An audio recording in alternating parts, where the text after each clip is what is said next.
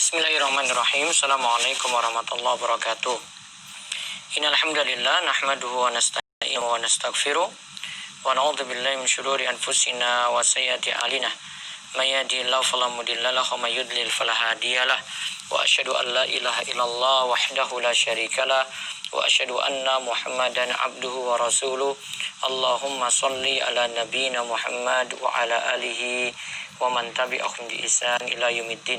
Allahumma inna nas'aluka ilman nafi'a wa rizqan thayyiba wa amalan mutaqabbala. Puji syukur kita panjatkan pada Allah. Selawat dan salam semoga tercurah pada Nabi besar kita Muhammad sallallahu alaihi wasallam. Puji syukur kita panjatkan pada Allah. Pada kesempatan malam hari ini kita kembali dipertemukan pada kajian rutin kita setiap malamnya ba'da Isya dengan pembahasan untuk anak-anak muda, anak-anak remaja. Terus kita menuntaskan pembahasan hadis Arba'in An-Nawawiyah. Malam ini kita bahas hadis ke-37 kaitannya dengan masalah maksiat. Ya, maksiat dan orang yang berniat untuk melakukan maksiat. Kami sebutkan dahulu pembahasannya di bahasan hadis nomor 37 dari Arba'in An-Nawawiyah. Bahasan 37 dari Arba'in An-Nawawiyah. Kita lihat. Saya cantumkan di komentar YouTube. Sebentar.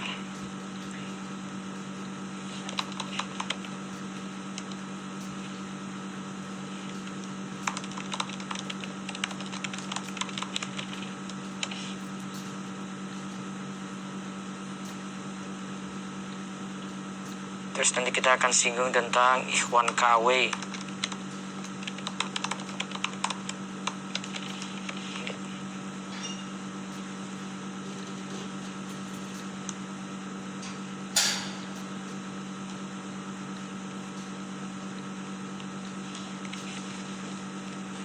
Baik. Malam ini kita lihat hadis 37 dari Arba'in. Berniat baik dan jelek namun tidak terlaksana. Hadisnya dari Ibnu Abbas radhiyallahu anhuma dari Nabi sallallahu alaihi wasallam fima yarwi an rabbih tabaraka wa ta'ala. Tentang hadis yang beliau riwayatkan dari Rabb-Nya tabaraka wa ta'ala. Allah berfirman, beliau bersabda, innallaha katabal hasanati was sayyiati summa bayyana dzalik. Sesungguhnya Allah menuliskan kebaikan-kebaikan wasaiat dan keburukan-keburukan summa bayyana dzalik. Lalu kemudian menjelaskannya summa bayyana dzalik, kemudian menjelaskannya. Faman hamma bihasanatin falam ya'malha katabahallahu indahu hasanatan kamilah. Siapa yang berniat, hamma itu berniat, bertekad melakukan kebaikan, falam ya'malha, namun dia tidak jadi melakukannya, katabahallahu indahu hasanatan kamilah, maka dicatat baginya kebaikan yang sempurna. Wa in hamma biha fa'amilaha katabahallahu indahu asyra hasanatin ila 700 dhifin ila ad'afin katsirah. Jika dia berniat melakukan kebaikan tadi, fa'amilaha, lantas dia mengamalkannya, katabahallahu indahu asyra hasanatin, maka Allah mencatat baginya, Allah menetapkan baginya 10 kebaikan sampai 700 kali lipatnya, sampai ila ad'afin katsirah, sampai berlipat-lipat lebih daripada itu.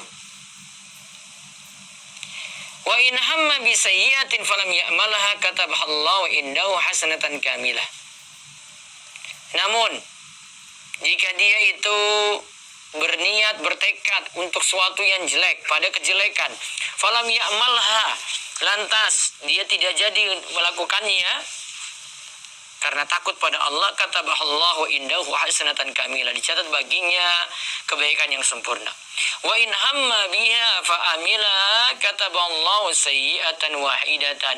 Namun jika dia itu bertekad, berniat, ya, lantas dia itu mengerjakan kejelekan tadi, maka Allah mencatat baginya satu kejelekan. Hadis ini diriwayatkan oleh Imam Bukhari dan Muslim dalam sahih keduanya bihadhil hurufi dengan lafaz semacam ini. Ingat yang kita bicarakan ini niat. Jadi ada niat, ada orang yang berniat ingin berbuat baik, ada orang yang berniat ingin berbuat jelek. Di sini tidak kita bicarakan pembicaraan hati. Jadi apa yang terbetik dalam hati tidak dibahas di sini. Dan bayangan dalam hati sampai pun dia membayangkan mau berbuat maksiat gitu ya. Namun tidak ada tekad untuk itu, tidak ada rencana sampai ingin melakukannya, maka tidaklah dikenakan hukuman.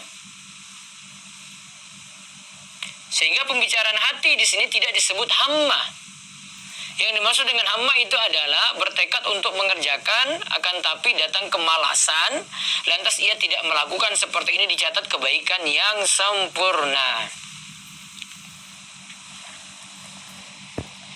Asalkan di sini niatannya benar-benar jujur, maka ia bisa mendapatkan kebaikan yang sempurna. Nah, di sini kalau kita rinci, ada yang berniat dalam kebaikan lantas tidak melakukan, ada beberapa bentuk. Syekh Ibnu Utsaimin rinci jadi 3. Yang pertama, melakukan sebab, namun tidak mendapatinya. Dia melakukan sebab, namun tidak mendapatinya. Jadi sebab dilakukan. Orang seperti ini mendapatkan kebaikan yang sempurna. Ya, dia sudah lakukan sebab, usaha, namun tidak jadi melakukannya. Orang seperti ini mendapatkan kebaikan yang sempurna.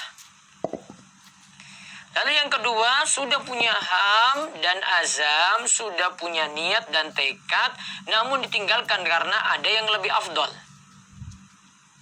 Nah, seperti ini akan mendapatkan pahala kebaikan yang lebih tinggi karena dia pilih yang lebih afdol. Sedangkan untuk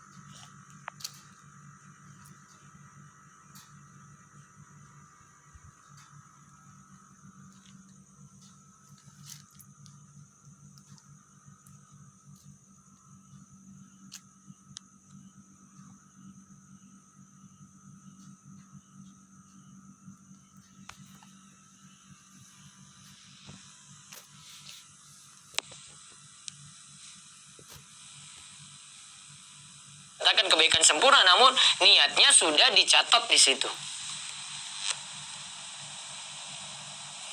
Namun kalau dikatakan dia dapat pahala duha, enggak, karena enggak lakukan sholat duha, namun dapat niatannya. Nah, kemudian ada juga yang berniat melakukan kejelekan. Ya, ada juga yang berniat melakukan kejelekan. Di sini ada 2 bentuk. Yang pertama, berkeinginan melakukan kejelekan, sudah bertekad dalam hati. Kemudian ia menariknya lagi, ia meninggalkan kejelekan tersebut karena Allah. Inilah orang yang mendapatkan ganjaran. Ia dicatat mendapatkan kebaikan sempurna. Ya, ia dicatat mendapatkan apa? Kebaikan sempurna. Kemudian ada yang berkeinginan melakukan kejelekan, sudah bertekad, sudah berazam, akan tetapi tidak mampu melakukannya dan tidak berusaha melakukan berbagai sebab. Hal ini seperti seorang yang berkeinginan untuk kaya, lantas ingin bermaksiat dengan hartanya. Namun sayangnya ia tidak dianugerahi harta. Ia dicatat mendapatkan dosa dari sisi niat. Ia mendapatkan dosa dari sisi niat. Jadi dia bayangan dia gini, aduh kapan ya saya itu kaya, saya itu pengen bisa main selingkuh atau berzina dengan berapa wanita gitu. Maka dari niatnya dia catat situ dapat dosa. sini dikatakan ia dicatat mendapatkan dosa dari sisi niat. Dan ada hadis yang membicarakan tentang ini. Terus yang ketiga, berkeinginan melakukan kejelekan dan berusaha untuk menggapainya tetapi tidak mampu. Ingat ya, lakukan kejelekan, sudah berusaha juga tetapi tidak mampu. Seperti ada orang yang bertekad mau bunuh orang, namun kedahuluan dibunuh karena dia duel dengan lawannya ini. Maka kedahuluan dibunuh. Maka orang seperti ini mendapatkan dosa yang sempurna. Seperti Nabi SAW itu katakan, apabila dua orang Islam bertengkar dengan pedangnya, maka orang yang membunuh dan yang terbunuh sama-sama berada dalam neraka.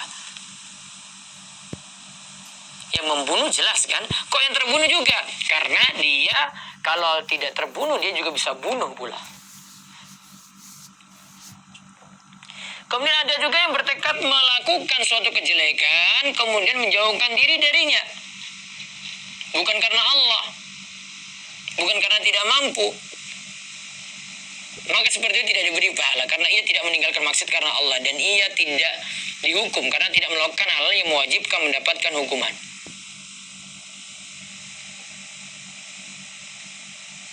Jadi kalau kita balik pada hadis yang dimaksudkan meninggalkan kejelekan, ini adalah jika dia niatkan karena Allah. Beda ya, kalau orang nggak mabuk ya sudah, karena memang kerjaannya itu bukan mabuk gitu. Dia cuma tinggalkan saja, ya bukan aktivitasnya. Nah di sini dia tidak dapat pahala di situ karena cuma ya memang orangnya memang nggak mabuk. Beda kalau dia itu meninggalkannya karena takut pada Allah. Nah maka dicatat baginya kebaikan yang sempurna.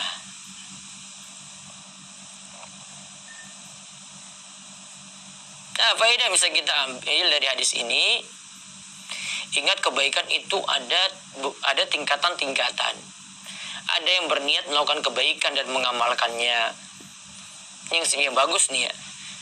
Satu kebaikan minimal dibalas 10-700 kali lipat, bahkan bisa lebih daripada itu. Yang kedua, berniat melakukan kebaikan dan tidak mengamalkannya karena tidak mampu. Berniat melakukan kebaikan dan tidak mengamalkannya karena tidak mampu atau ajis. Maka dapat pahala untuk kebaikan yang sempurna. Ada juga yang sudah punya kebiasaan pada kebaikan lalu ia meninggalkannya. Ingat ya, dia sudah punya kebiasaan pada kebaikan lalu ia meninggalkannya karena ada uzur.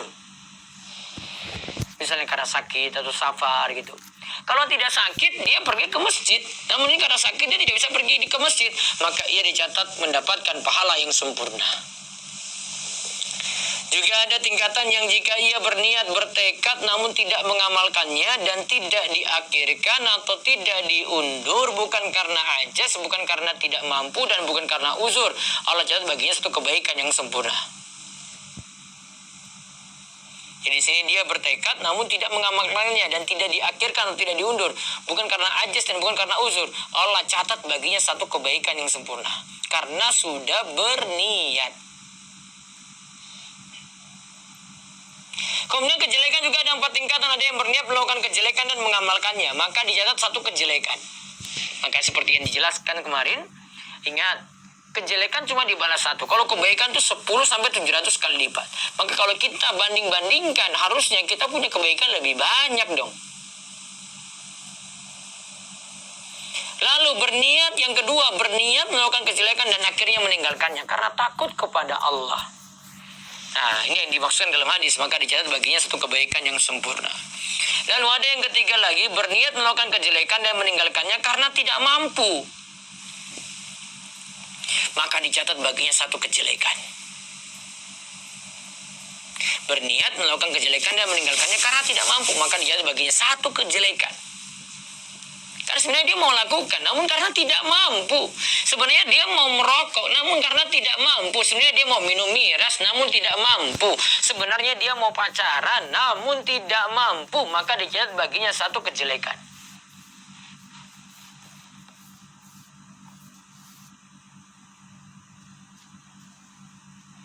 Lalu berniat melakukan kejelekan, ada lagi tingkatannya. Berniat melakukan kejelekan dan meninggalkannya bukan karena takut kepada Allah, bukan karena ajis dan tidak mampu, maka dicatat baginya apapun.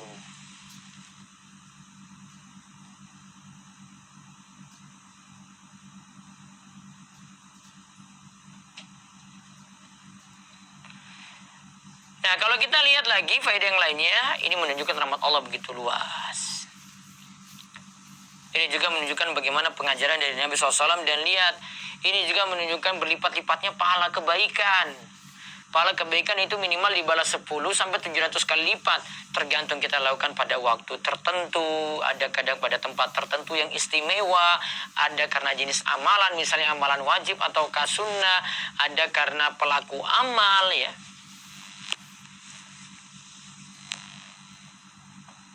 Yang melakukan kejelekan dimaksudkan di sini adalah ada kejelekan ini berupa dosa besar dan dosa kecil. Juga kebaikan dimaksudkan di sini adalah kebaikan yang berupa amalan wajib, amalan sunnah. Dan ingat, kejelekan itu dibalas satu kejelekan. Ishaq bin Mansur mengatakan bahwa ia berkata kepada Imam Ahmad, manakah hadis yang menyebutkan kejelekan dicatat dengan dibalas lebih dari satu? Imam Ahmad menjawab, tidak ada. Yang pernah kami tahu hanyalah kalau orang lakukan kejelekan di Mekah, ingat itu agungnya Mekah, maka dianggap dosanya besar. Namun tidak kita katakan berlipat-lipat seperti layaknya kebaikan 10 kali lipat, 700 kali lipat, tidak. Namun kita katakan dosanya itu jadi besar. Nah, para ikhwan, para akhwat sekalian, perlu dipahami kalau kaitannya dengan ini, maka ada yang separuh-separuh dalam beragama. Berarti kita itu ada yang separuh-separuh dalam beragama. Ada yang cuma niatan saja, dan ada yang melakukan kebaikan di situ sempurna. Ya, ada yang separuh-separuh. Nah, ini yang kami ingin jelaskan. Istilah kita itu ada ikhwan KW, ya, ada yang sudah ngaji namun tidak menunjukkan kualitasnya karena separuh-separuh.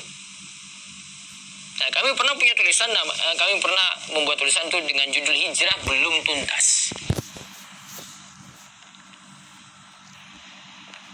Jadi cuma jadi KW atau separuh-separuh. Apa sebab-sebabnya? Nah, di sini kami sebutkan beberapa sebab. Yang pertama, niat belajar agamanya belum ikhlas. Cuma ikutan teman, cuma mau dibilang, kamu sudah hijrah ya, sekarang kamu sudah beda ya, cuma mau dibilang Umar saja.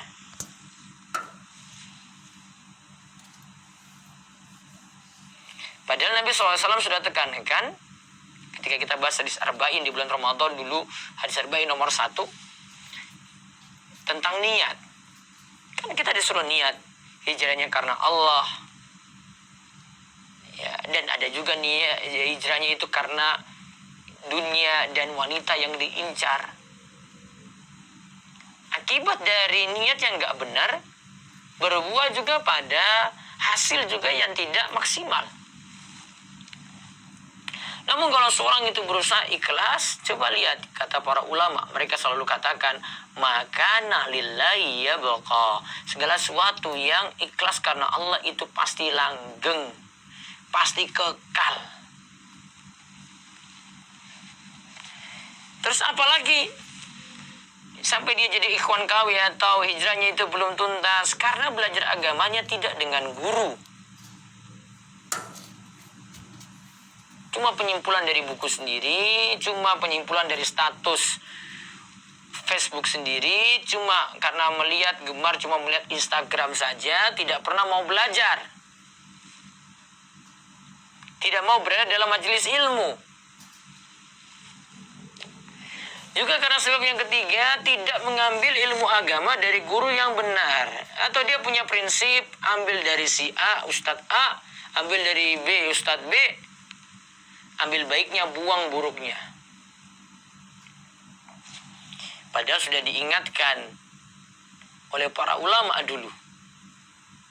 Ali bin Abi Thalib ketika berada di Masjid Kufah, Irak, pada suatu hari pernah berkata, "Unduru amman ta'khuduna hadzal ilma fa inna ma'wad din."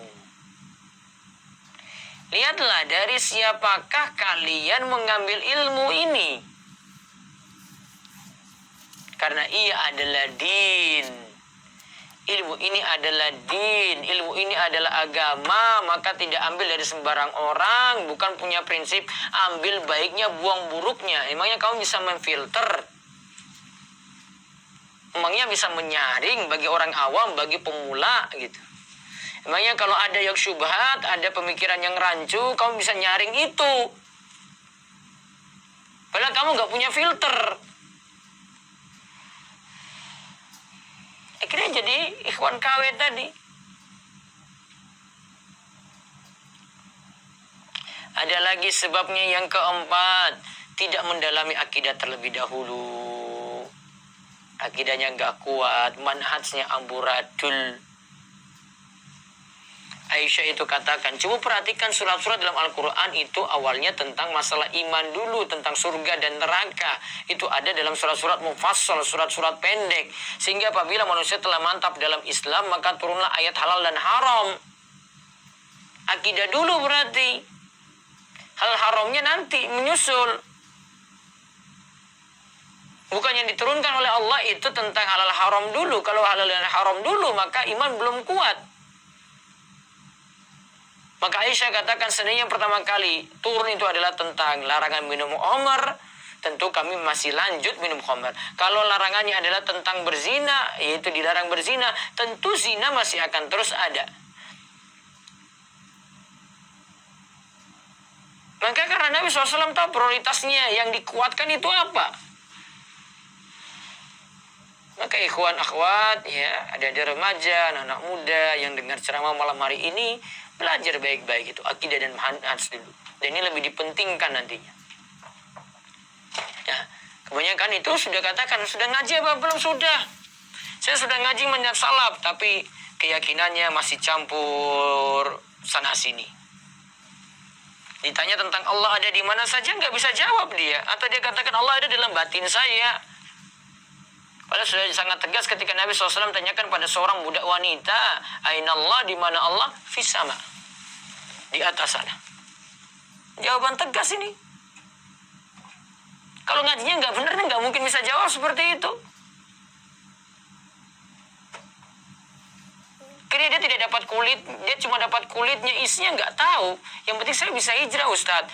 Yang penting saya itu sudah ikhwan salaf. Coba tanya akidahmu apa? Masih sering juga misalnya jelek-jelekan pemerintah gitu. Ya.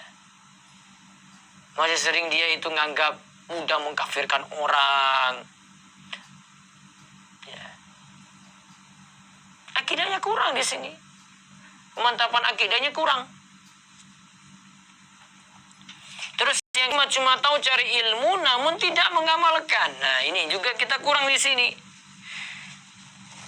Padahal Allah telah ingatkan dalam surat As-Saff ayat 2 dan ketiga, ya ayyuhalladzina amanu lima taquluna ma la taf'alun, kabura maqtan indallahi an taqulu ma la taf'alun. Wahai orang yang beriman, kenapakah kamu mengatakan sesuatu yang tidak kamu kerjakan? Amat besar kebencian di sisi Allah bahwa kamu mengatakan apa-apa tidak kamu kerjakan. Juga karena bergaul dengan teman yang salah. Jadi ini yang sering saya sarankan kalau para akhwat mau tahu kriteria Iwan itu bagaimana, lihat pada teman akrabnya. Dia kumpul-kumpul di mana? Kalau dia biasanya kumpul dengan anak BEM, ya sudah kelakuannya kayak anak-anak BEM itu. Kalau dia itu biasanya kumpul dengan anak-anak Mapala yang pecinta alam, ya sudah memang kelakuannya kayak begitu. Kalau dia itu biasanya di masjid, kumpul dengan teman-teman ngaji, nah sifat-sifat baiknya pasti tertular. Sebagaimana Nabi SAW menjelaskan tentang seorang yang berteman dengan orang soleh dan orang yang jelek itu seperti, kalau dengan yang soleh itu seperti berteman dengan pemilik minyak misek. Kalau kita tidak dapat hadiah gratis cuma-cuma, ya minimal kita dapat bau wanginya dapat. Minimal ada sesuatu yang kita dapat dari dia lah ketika bergaul gitu. Terus kenapa lagi bisa jadi ikhwan KW? Kok bisa jadi hijrahnya belum tuntas? Karena kurang belajar adab. Maka kita lihat yang sudah ngaji, adabnya itu keras kaku.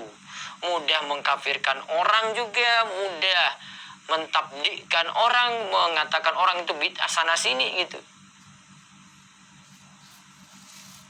Tanpa memperhatikan adab. Harusnya iya ilmunya benar, tapi ada adab ketika menyampaikan.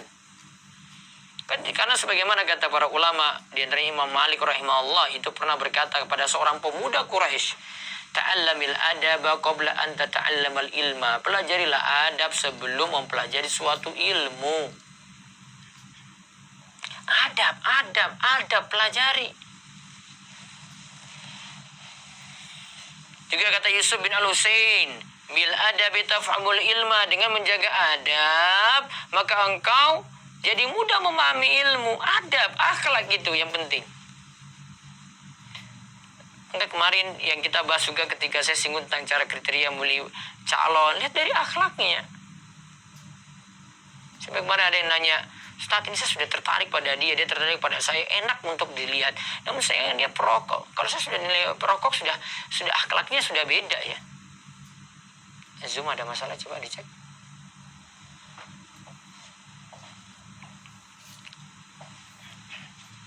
Sampai-sampai Ibnu Mubarak juga mengatakan ta'allamnal adab salasina aman wa ta'allamnal ilma 20. Kami mempelajari masalah adab itu selama 30 tahun, sedangkan kami mempelajari ilmu itu selama 20 tahun.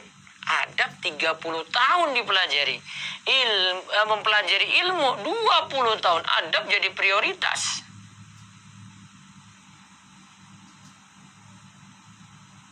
Ini adab jadi prioritas. Terus yang ke-8, kurang berdoa kepada Allah agar bisa istiqomah. Dia memang kurang banyak doa juga sehingga dia jadi ikhwan seperti itu, jadi akhwat seperti itu, KW. Hijrahnya belum tuntas. Padahal Allah itu maha membolak-balikan hati. Kemarin kita ngaji, besok belum tentu. Kemarin kita bisa istiqomah, sekarang belum tentu. Maka kita mohon pada Allah, ya muqallibal qulub, tsabbit qalbi ala dinik. Ya Allah, yang maha membolak-balikan hati, teguhkanlah hatiku itu di atas agamamu. Ya. Masih belum zoom itu, masih belum. Ya. Wallahu a'lam bishawab. Ini yang kita bahas dari hadis ke-37. Kemudian saya tambahkan tadi gimana agar hijrah itu bisa tuntas. Tidak jadi cuma KW saja. Semoga Allah beri taufik pada kita untuk beramal soleh. Allah yubarik fi. Baik, selanjutnya kami beri kesempatan terutama kalangan muda untuk bertanya di 0812 281 85131. Ya, silakan. Ya, assalamualaikum. Assalamualaikum. Waalaikumsalam. Bisa dipelanin suara radionya dulu? Siarannya? Ya, assalamualaikum Ustaz. Waalaikumsalam warahmatullahi wabarakatuh. Ya, Ustaz mau bertanya bulan pemuda. Gimana? Mau apa? Ini bukan pemuda, juga masih. Iya, gimana? Apa mau ditanya? Ya, ini Ustaz, saya kan sekarang ada di Pulau Kalimantan. Insya Allah nanti mau pindah ke Jawa. Kemudian yang jadi masalah adalah kan kedua orang tua saya ada di Jawa. Kemudian saya punya dua kakak yang ada di Kalimantan juga, satu daerah sekarang. Nah, kemudian jadi karena orang itu sudah tua, makanya saya karena Allah pindah ke Jawa. Yang jadi masalah adalah kedua kakak saya ini bilang siapapun yang pindah ke Jawa, maka nanti dia silakan ambil semua harta yang ada di rumah di Jawa sana. Dia apa? Maaf, saya kurang jelas. Siapapun nanti yang pindah di Jawa dan mengharap orang tua, itu silakan aja kayak menempati rumah atau harta yang dimiliki oleh orang tua gitu, Ustaz. Ya, terus? Sedangkan orang tua dipersingkat lagi, Bu, soalnya ini nanti sebenarnya ini pertanyaan untuk anak-anak muda, jadi lebih persingkat lagi, Bu. Iya, apakah seperti itu? Perjanjiannya gimana tadi? Siapapun yang akan pindah ke Jawa, maka dia boleh menempati semua yang dimiliki orang tua. Gitu. Orang tua ya, rumahnya di Jawa juga gitu? Iya, dan orang tua masih hidup semua. perjanjian belum tentu bisa dilaksanakan itu, karena nanti tetap pertimbangan juga dengan ini ya. Kalau itu nanti kaitannya dengan waris ya tetap ada aturan waris. Kalau itu kaitannya dengan pembagian juga, takut yang lainnya cemburu, banyak konflik nantinya itu. Tetap harus dibagi dengan adil. Wallahu a'lam. Oh gitu. Iya. Ustaz. Iya. Iya. Udah itu aja Ustaz. Iya. Terima kasih. Assalamualaikum. Waalaikumsalam warahmatullahi wabarakatuh. Baik, ada yang tanya lagi. Lewat YouTube dulu saya baca, jika ada akhwat salah bercadar lulusan ponpes tapi terkadang ia posting video selfie Instagram tanpa berkerudung, bagaimana Ustadz? Apakah basic ponpes tidak menjamin? Tidak menjamin. Sekarang cadar ya nggak bisa menunjukkan orang juga benar. Ada cadar jadi penyanyi juga, pemusik juga, suaminya nyanyi, istrinya joget-joget, ada. Zaman sudah tidak menjadikan itu jadi jaminan lagi cadar jadi baik ya. Seperti Jumat kemarin Ustadz ingin maju menemui akhwatnya tetapi masalah pekerjaan masih mencari-cari. Apakah boleh ada kesempatan dengan si akhwat yang belum ada pekerjaan seperti saya? Mohon doanya. Ikhwan lebih prioritas pada pekerjaan ya. Jangan maju kok nggak ada kerjaan gitu, modal dikit gitu loh. Cari kerja. Kerja kan nggak bisa jadi pegawai, bisa jadi pebisnis, freelance dan seterusnya. Baik, ada telepon, silakan. Halo. Ya, assalamualaikum. Waalaikumsalam Ustaz. Ya, dengan siapa di mana? Dengan Fulan di Banjarbaru Ustaz. Iya, tanya tentang masalah anak muda ya. Siap Ustaz. Ya. Nah, pertama Ustaz, tadi kayaknya baru dibahas tuh ini agak delay soalnya sama di telepon. Tadi saya nyimak, kebetulan saya habis azhar. Tapi udah beberapa bulan Ustaz. Nah, usaha saya kena pandemi Ustaz, kena efek pandemi. Jadi semua ojek postpone dan cancel. Jadi saya merasa diri saya nggak berani malah untuk melanjutkan wanita tersebut. Kan sudah nazar. Enggak, malah jadi mundur katanya. Oh jangan, maju aja.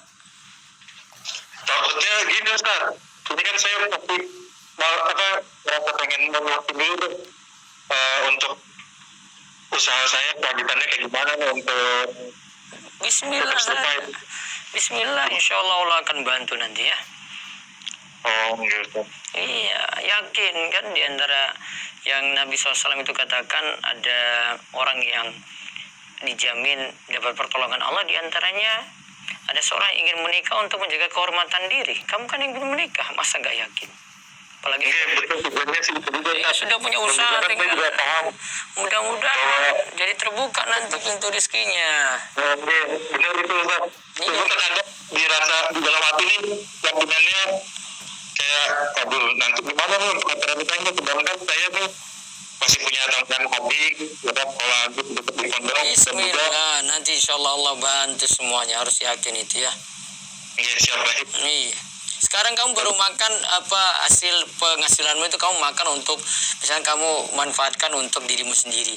Besok itu dengan hal yang sama itu malah bisa nanggung 2 orang itu. Allah kasih kecukupan di situ.